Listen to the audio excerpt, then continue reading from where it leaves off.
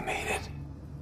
After the first few hours of Mass Effect Andromeda, I was discouraged, maybe even a little distraught. Within that short span of time, I'd already encountered unconvincing animations, bog-standard missions, clunky user interface, stilted dialogue, basically every red flag you hope to avoid when approaching a lengthy shooter RPG powered equally by action and story. Thankfully, Andromeda did improve.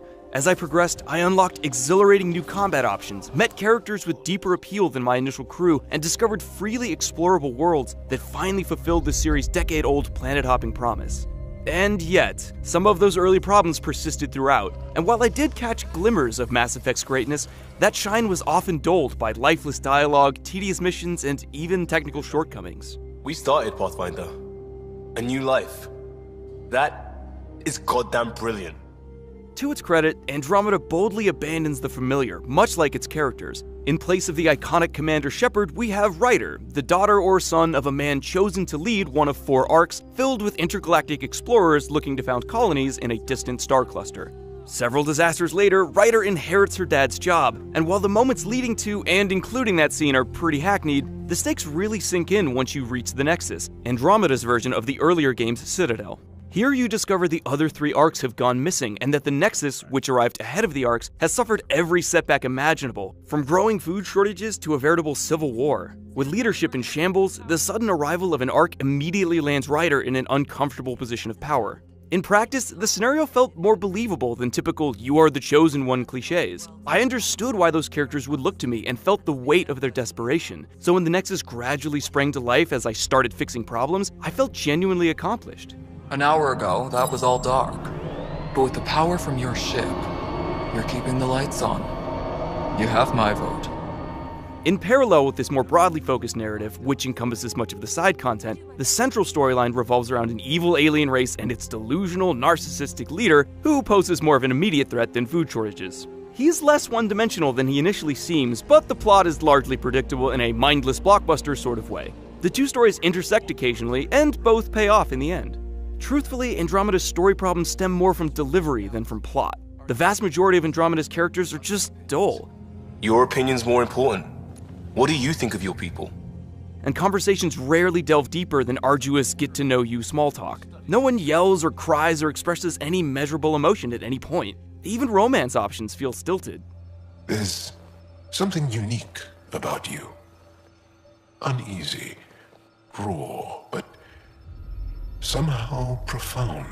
Worse still, your agency in these conversations is limited. Sure, you can periodically select from up to 4 dialogue options, but these frequently boil down to be optimistic or be realistic. Not a huge difference. And regardless of what you pick, your inputs only rarely impact the outcome. I can only recall one major decision that had serious repercussions, and even that felt contrived. It also paled in comparison to the memorably gut-wrenching choices forced on me in the original games. What do you think? Military outpost or scientific?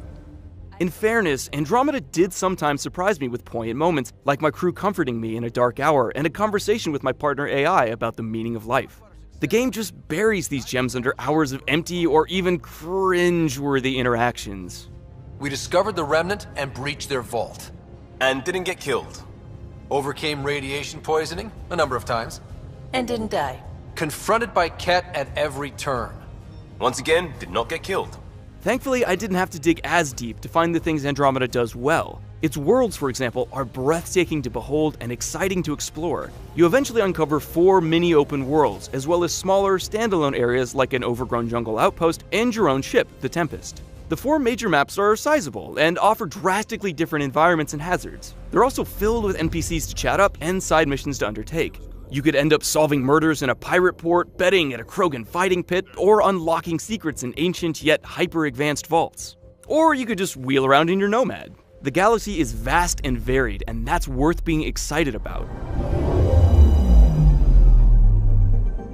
I also fell in love with the combat, especially later in the game. The core shooting mechanics feel stronger here than anywhere else in the series, and the flexibility of the progression system let me cherry-pick cool powers rather than locking me into a set character class. I ended up building, well, a space ninja, basically. I could use tech to cloak myself, biotics to charge my enemies, a shield-buffing sword to deal damage, and the standard jump jets to dart away again. The results were consistently frantic and fun, though there are plenty of other options as well. I enjoyed basically everything I experimented with, even if most enemies proved to be predictable adversaries. Combat's one major flaw is the crafting system. I would call it more of a missed opportunity than a problem, but crafting is often the only way to get the weapons and armor you actually want, which means hours of scanning objects to accrue research points and many headaches dealing with the messy UI. Good luck trying to directly compare weapon stats. The crafting and loadout stations are also at opposite ends of your ship, which frequently forced me to run back and forth to get things done. I felt deeply satisfied when I finally completed my perfect loadout, but I'm not sure it was worth the energy.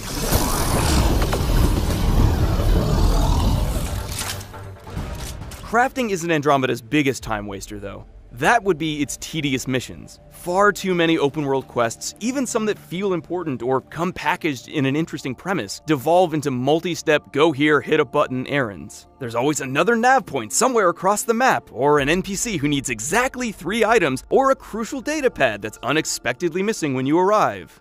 These missions desperately needed some editing, or at least a wider variety of gameplay scenarios. If you can collect the necessary resources from around Eos, it should work. The campaign and crew loyalty missions provide better crafted experiences, but there's no avoiding at least some of the unimaginative tedium. There is plenty to do outside of missions, however. Andromeda includes a somewhat convoluted metagame that challenges you to raise planets' viability levels by establishing outposts and completing other quests. You can also hunt for memory triggers left by your father that eventually reveal a few interesting secrets. And then there's mining, collectibles, space travel, strike teams. There's even a decent cooperative multiplayer horde mode. Individually, these elements don't add much, but collectively, they do round out the sci-fi fantasy.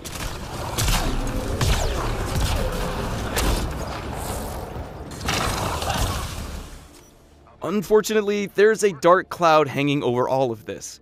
Technical issues. Yes, the facial animations really don't look great, but the problems run deeper. On PS4, the framerate was all over the place, both in and out of combat. On both PS4 and PC, I encountered several audio issues, most notably multiple lines of dialogue playing at the same time, covering each other. I also saw several random glitches, like characters that failed to load during conversations, and enemies that fell into the level geometry.